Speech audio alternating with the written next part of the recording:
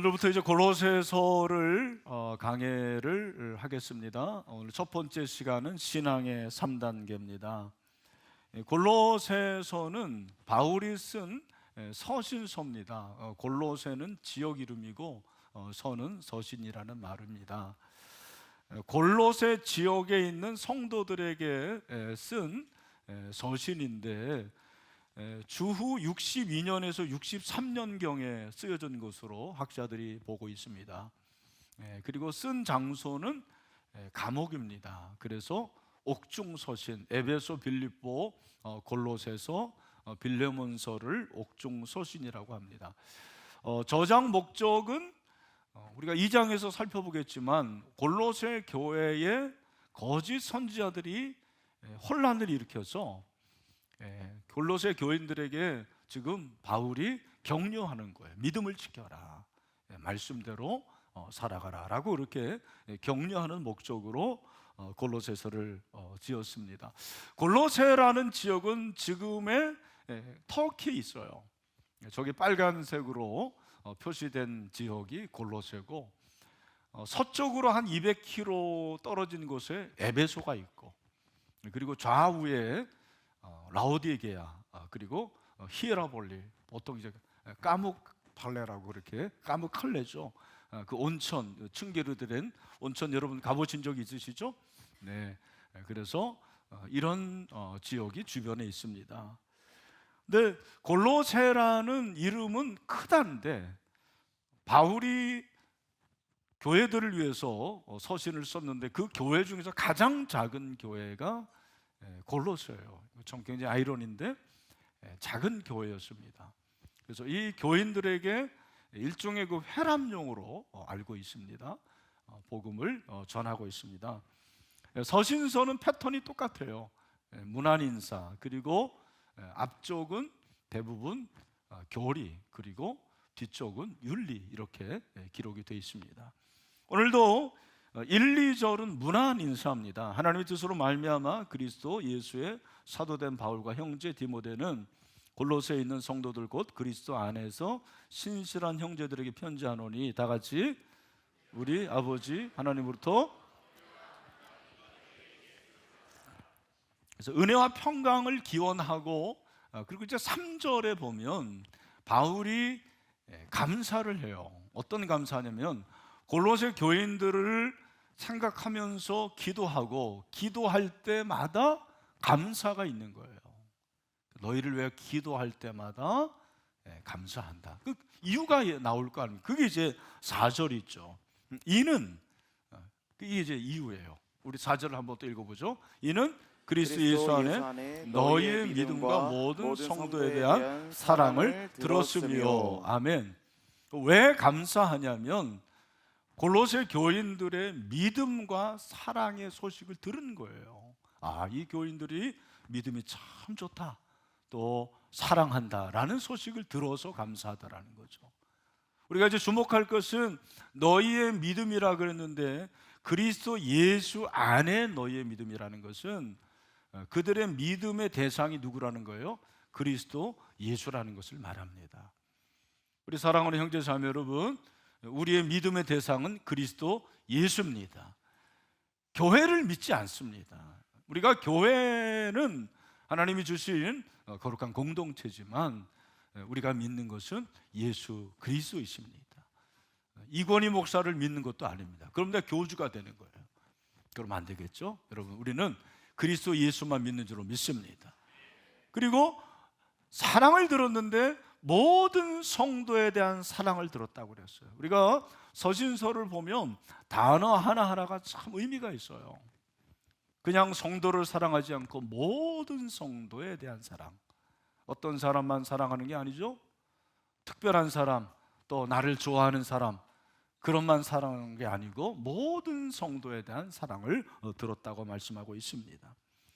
그러니까 믿음과 사랑이 같이 가는 거죠.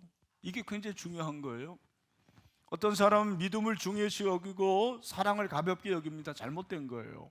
어떤 사람들은 믿음을 가볍게 여기고 성도에 대한 사랑을 중요시 여깁니다. 이것도 잘못된 거죠. 믿음과 사랑이 같이 가는 거예요.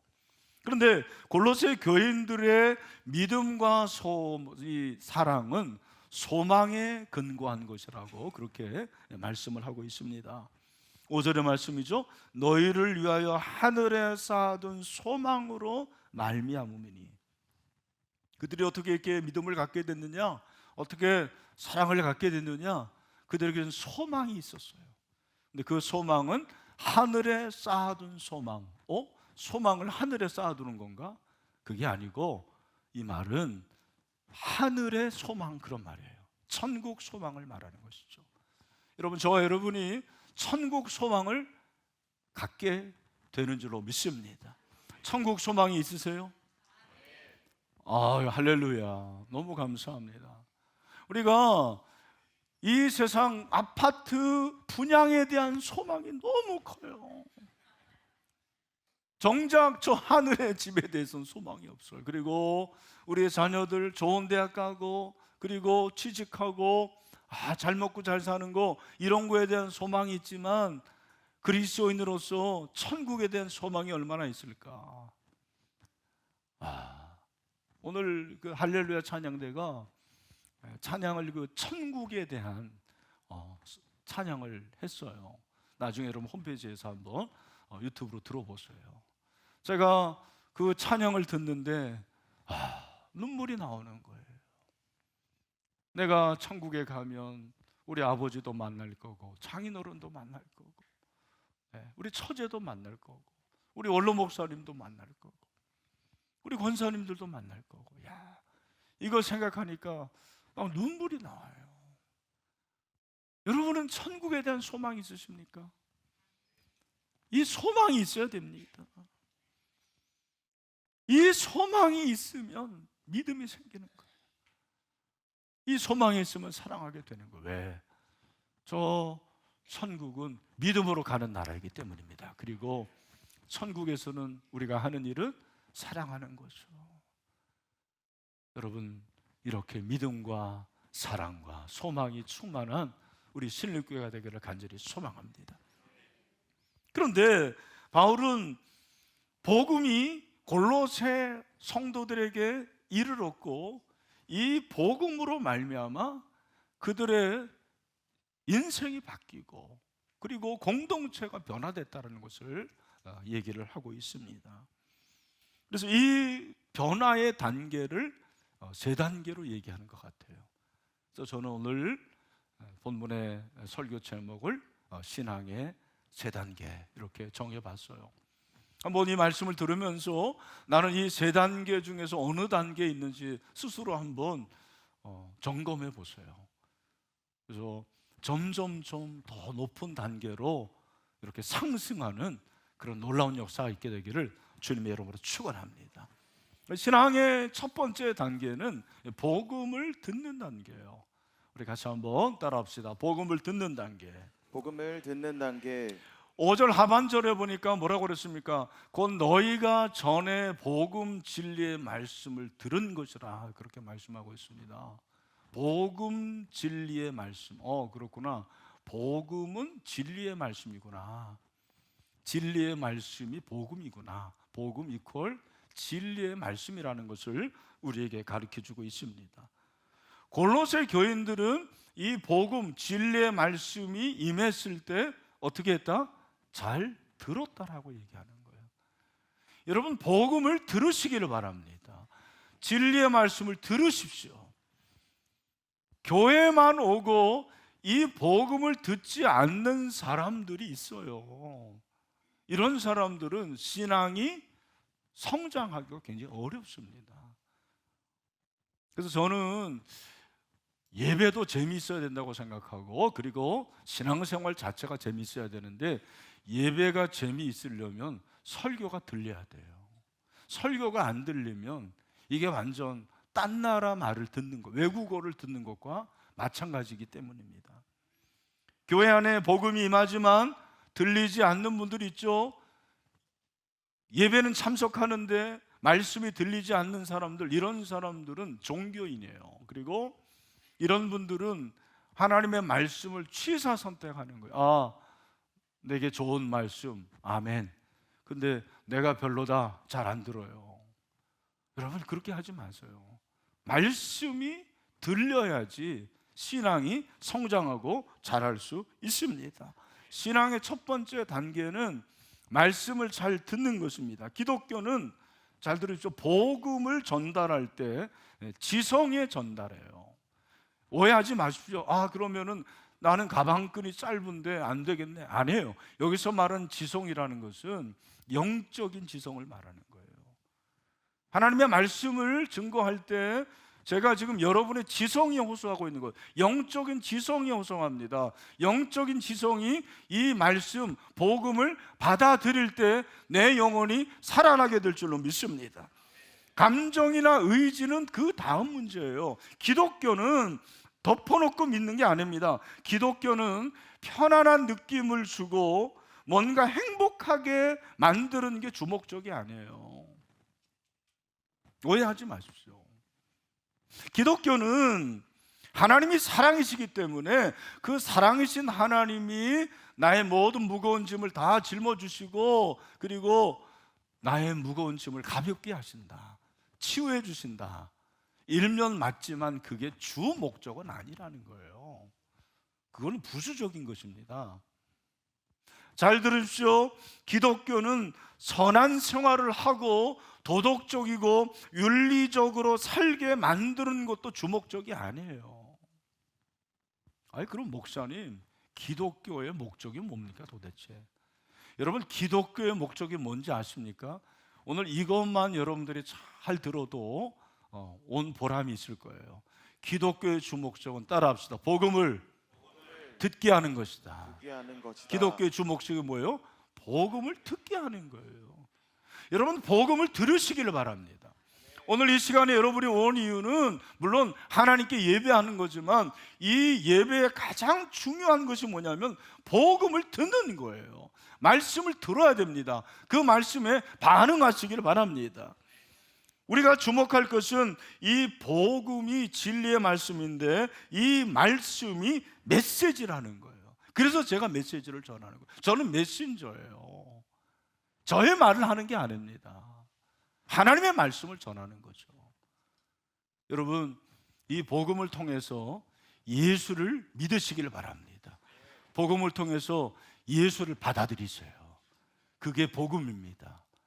예수님께서 요한복음 17장 3절에서 뭐라고 그랬죠? 다 같이 영생은 곧 유일하신 참 하나님과 그가 보내신 자 예수 그리스도를 아는 것이니이다. 아멘. 아멘. 여러분, 예수님을 아십니까?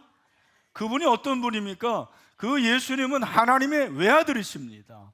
그분이 인간의 몸으로 오셔서 저와 여러분이 당해야 될 모든 벌을 다 당하신 거예요. 그래서 십자가에 죽으셨어요. 십자가에 죽으신 예수님께서 3일 만에 부활하셨습니다. 그분을 주님으로 모시기를 바랍니다. 구원자로 영접하시기를 바랍니다. 이것이 복음이에요. 이 복음이 들려지게 되기를 소망합니다. 믿음은 듣는 것입니다. 진리와 복음은 들어야 됩니다. 보는 게 아닙니다. 보려 하지 마시고 들으려 하세요. 여러분, 듣는 게 굉장히 중요한 거죠. 들어야지 들려요. 제가 클래식을 저는 잘 듣습니다.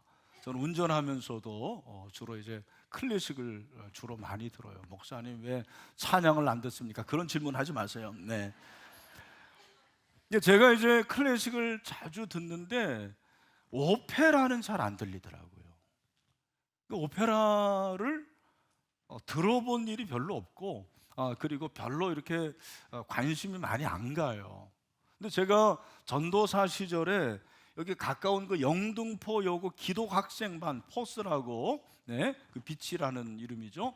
기독학생반을 제가 매주 가서 설교를 한 적이 있는데 그 기독학생반의 담당 선생님이 오페라를 그렇게 좋아하는 거예요.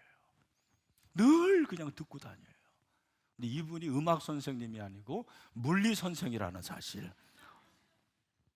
이기전 선생님 지금도 기억이 나요. 이름이. 저한테 전도사님 오페라가 너무 좋습니다. 재밌습니다. 오페라 들어보세요. 패턴이 있습니다. 그러는 거예요.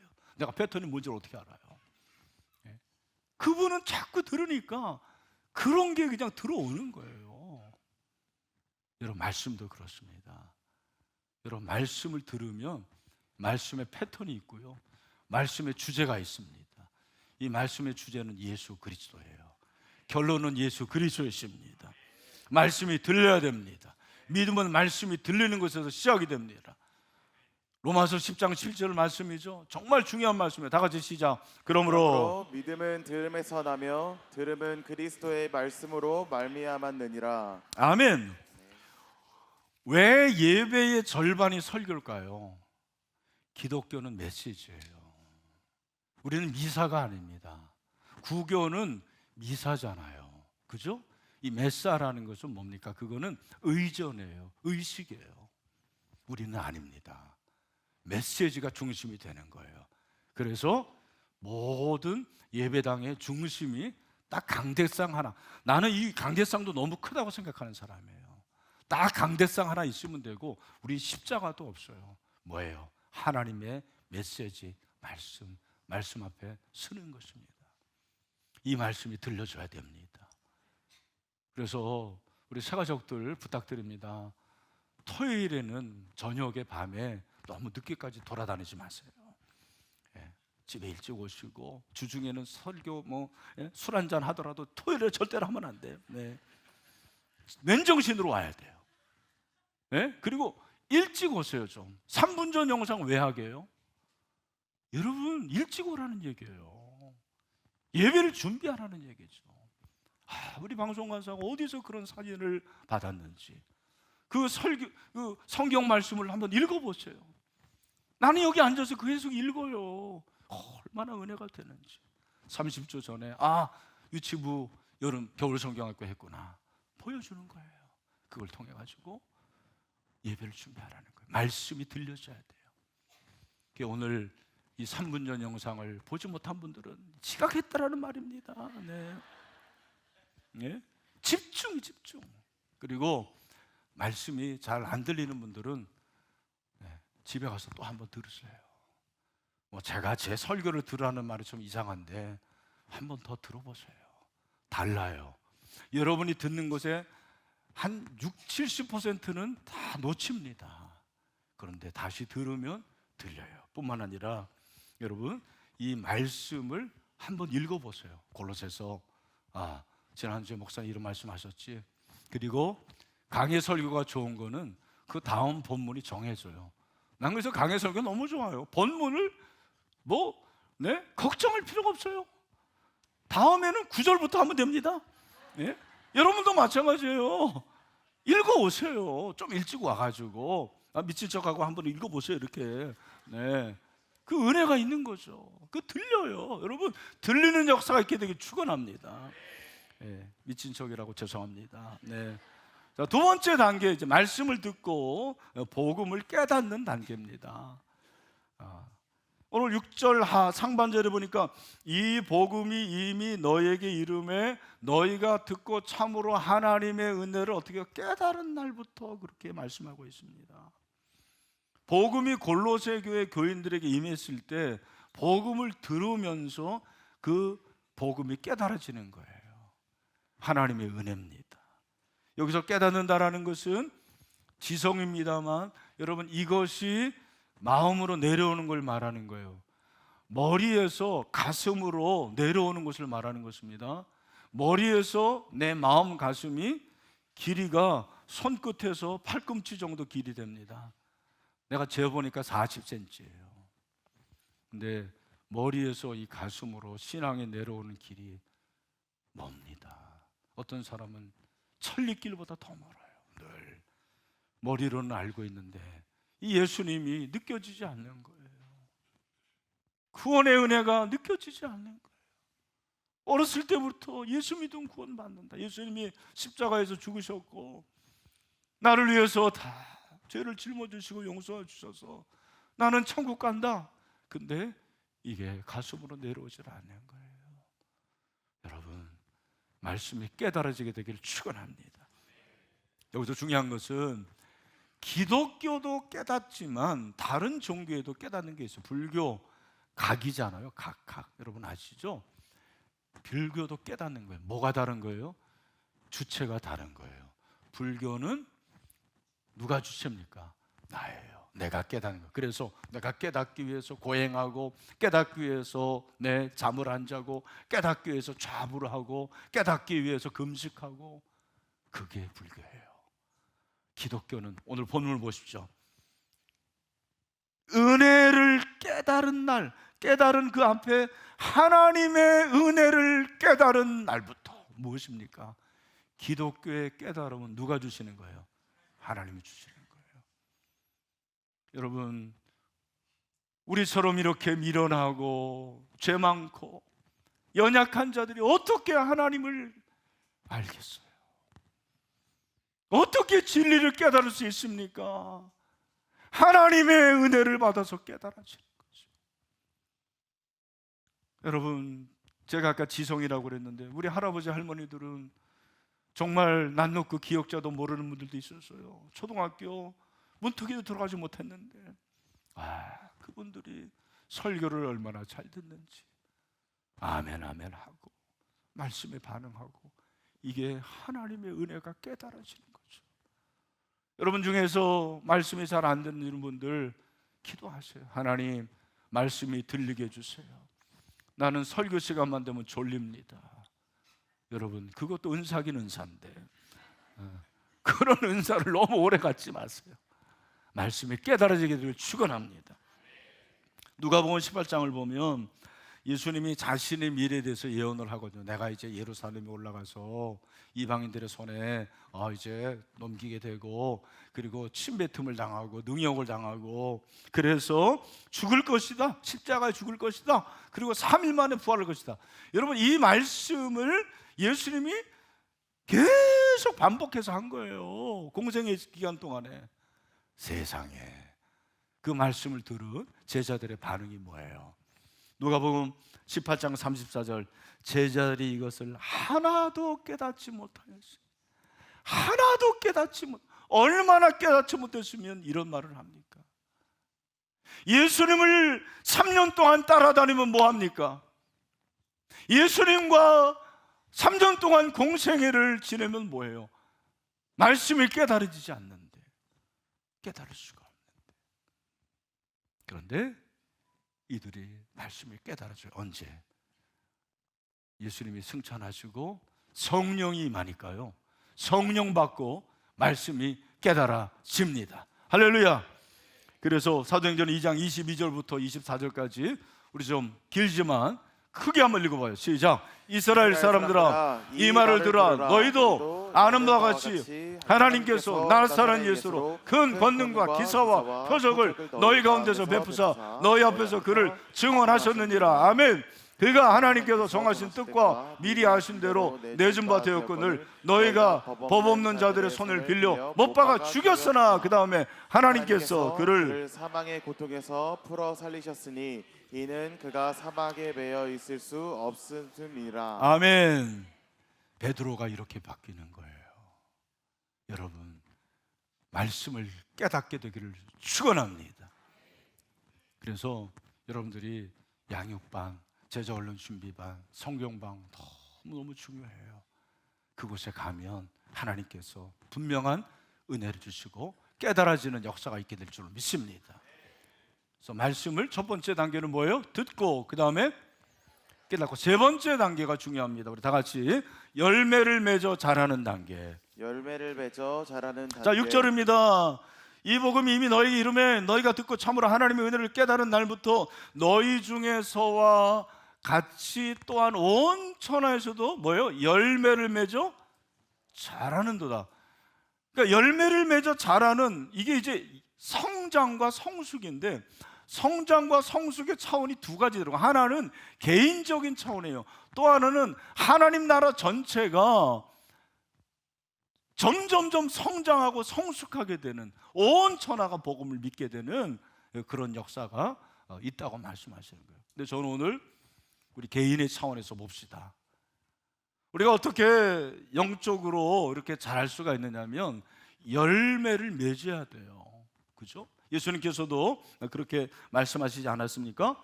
마태복음 13장 23절, 좋은 땅에 뿌려졌다는 것은 말씀을 어떻게 듣고 그 다음에 깨닫는 자니 그 다음에 결실하여라고. 이 결실하여가 뭡니까? 여러분, 열매를 맺는 게 뭐예요? 지금까지 우리가 열매 맺는다 그렇게 많이 들었는데 여러분은 열매 맺는 게 뭐라고 생각하십니까? 저는 이번에 주님이 주신 깨달음이 뭐냐면, 열매 맺는 것은 따라합시다. 말씀을 듣고 깨닫고 실천하는 것이다. 실천하는 것이다. 열매를 맺는 게 뭐예요? 실천해요, 실천. 네? 여러분, 말씀을 실천하시길 바랍니다. 그게 열매를 맺는 거예요. 오늘 예수님께서도 말씀을 듣는데, 복음을 듣는데 마태복음 13장에서 뭐라고 얘기하는 거예요? 듣고 깨닫는 자니 결실하여 100배, 60배, 30배가 된다. 이 결실하여가 다른 말로 뭐예요? 실천하여. 뭐라고요? 실천하여. 오늘 교인들이 아멘 아멘 합니다. 아, 그렇구나 막 무릎을 치고 큐티하면서 와, 이런 말씀이었구나. 저는 이제 목사니까 설교 준비할 때 이때가 제일 기쁜 거예요. 와, 이 말씀이 이런 의미였구나. 네? 조금 아까 얘기한 대로 열매를 맺는 게 말씀을 실천하는 거구나. 할렐루야. 근데 그 다음 중요한 게 뭐예요? 그 말씀을 실천해야 되는 거죠. 여러분, 말씀을 실천하시나요? 하나님의 말씀대로 그렇게 순종하시나요? 왜 삶의 변화가 일어나지 않는가? 실천하지 않으니까. 은혜를 받는다고 잘하지 않도록. 제가 깨달은 거 그거예요. 그러니까 좋은 교회에서 정말 저보다 훨씬 정말 영성 있고 유능한 그런 능력 있는 목사님의 설교를 매주 들으면 성장할 것 같습니까? 천만에 아니에요. 가능성은 있겠지만 그렇지 않아요. 내가 그 이유를 발견했어요. 이번 주 우리 이제 날샘에서 본문이 마가복음이었는데 1장 21절 22절에 보면 예수님이 안식일에 회당에 들어가서 가르치니까 그 가르침을 받은 유대인들이, 들은 유대인들이 뭐예요? 와우 포인트가 나와요. 놀랍다라는 거예요. 와, 예수님 정말 대단하시다. 은혜 받은 거죠. 그런데 그 유대인들이 예수님을 십자가에 못 박아요. 오늘날 교회 안에 은혜 받고 와 하고 눈물 흘리는 사람들 중에서 예수님을 십자가에 다시 못 박는 교인들이 있어요. 잘 모르면 모르는데 그렇게 말씀을 듣고 은혜도 받고 직분자인데 이런 사람들이 있는 거죠. 왜? 말씀을 실천하지 않는 거죠. 여러분, 우리가 말씀을 실천한다고 생각해 보십시오. 얼마나 놀라운 변화가 일어날까요? 지난주에 여러분 설교 제목이 뭐였어요? 제가 설교한 제목이 뭐예요? 주는 것이 받는 것보다 복이 있다. 많이 기억하세요. 여러분, 많이 주셨어요? 네, 주세요. 그것이 실천을 하나라도 줘야죠. 이걸 깨달을 때 얼마나 감사가 있는지 모릅니다. 제가 이제 목회하면서 깨달은 게 있는데 뭐냐면 진짜 은혜 받으면 실천한다라는 거예요. 네, 진짜 은혜 받으면 실천. 제가 이번 주에 우리 노예 시차례가 있는데 거기 어떤 목사님이 글을 올렸는데 금년에 작년인지는 확실히 모르겠는데 그건 이제 확인 안 해봤어요.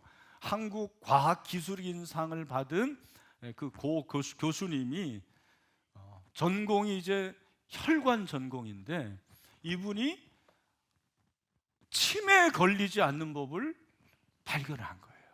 그게 뭐냐? 너무 쉬워. 가르쳐 드릴게요. 요 턱 밑에 요 목이 있잖아요. 여기를 계속 주무르라는 거예요.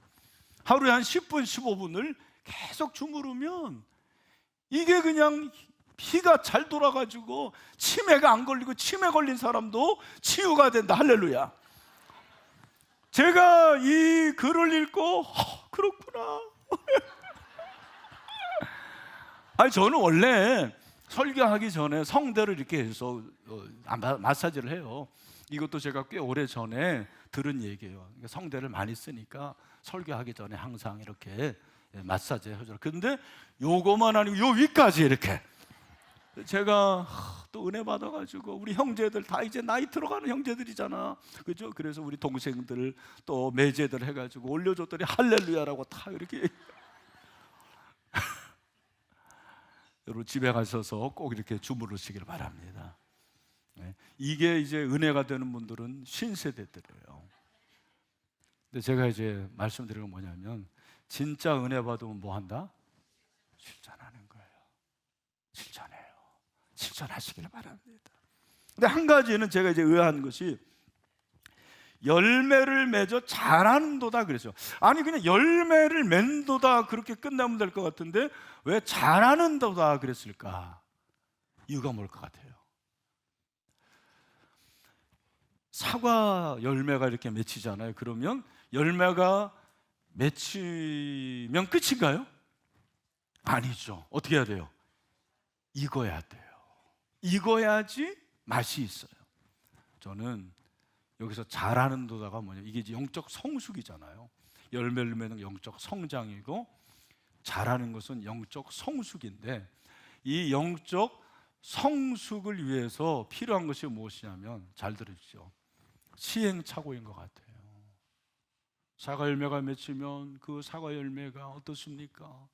비바람을 맞고 그 뜨거운 여름에 더위를 견뎌야 되고 병충해를 이겨야 되고 그랬을 때 최고의 사과 열매가 맺혀지는 거죠. 저는 신앙도 그런 것 같습니다. 우리가 말씀대로 실천하려고 하지만 넘어질 때가 있어요. 시행착오를 겪습니다. 쓰러질 때도 있습니다. 그러나 어떻게 해요? 다시 프랙티스하고 또 다시 프랙티스하고 계속해서 실천하는 거죠. 그럴 때 익어가는 거예요. 우리가 그런 은혜가 있게 되길 축원합니다. 말씀을 듣고 깨닫고 열매를 맺어 자라는도다. 마지막. 그런데 오늘 7절을 보니까 이와 같이 우리와 함께 종된 사랑하는 에바브로에게 너희가 배웠다. 골로새 교인들이 이렇게 말씀을 듣고 깨닫고 열매를 맺어 자라게 한 사람이 누구냐면 에바브라예요. 이 사람이 누군지 잘 몰라요. 성경에 많이 안 나와요. 이 사람이 골로새 교회를 세웠을 것이라고 학자들이 추측합니다. 평신도예요. 이 사람이 말씀을 잘 보십시오. 그는 너희를 위한 그리스도의 신실한 일꾼이요 성령 안에서 너희 사랑을 우리에게 알린 자니라. 이 사람이 메신저예요. 평신도 지도가 되어가지고 그들을 체계적으로 그리고 정말 상세하게 자세히 가르쳐요. 참 우리 교회는 감사하게 우리 교역자들이 말씀을 잘 가르쳐 줍니다. 그리고 평신도 지도자들이 175명이나 돼요. 얼마나 감사한지 모르겠습니다. 137개 목장의 목자들이 다 이런 평신도 지도자들입니다. 에바브로 같은 사람이에요. 우리 사랑하는 목자들이요, 여러분이 에바브로 같은 목자가 되기를 축원합니다. 나를 통해서 목장이 세워져야 돼요. 우리 목자들 정말 수고하는 건 아는데 대충 하지 마세요. 정말 눈물 흘리고 최선을 다하고 다음 주에 우리 이제 개강 예배인데 모두 예배 남아서 하나님을 영화롭게 하는 목장이 새로워진 은혜가 있게 되기를 주님의 이름으로 축원합니다. 에바브로, 이 사람이 귀합니다. 저와 여러분이 에바브로 같은 사람이 되기를 주님의 이름으로 축원합니다. 말씀을 맺습니다. 오늘 제가 세 가지 신앙의 단계, 첫 번째는 뭐예요? 말씀, 복음을 듣는 단계. 두 번째는, 세 번째는 열매를 맺고 자라는 단계. 당신은 어떤 단계입니까? 저는 여러분들이 2025년에 단계가 하나씩 업그레이드 했으면 좋겠어요. 그래서 말씀을 듣고 깨닫고 열매를 맺어 자라는 성숙한 주님의 제자들이 다 되기를 주님의 이름으로 축원합니다.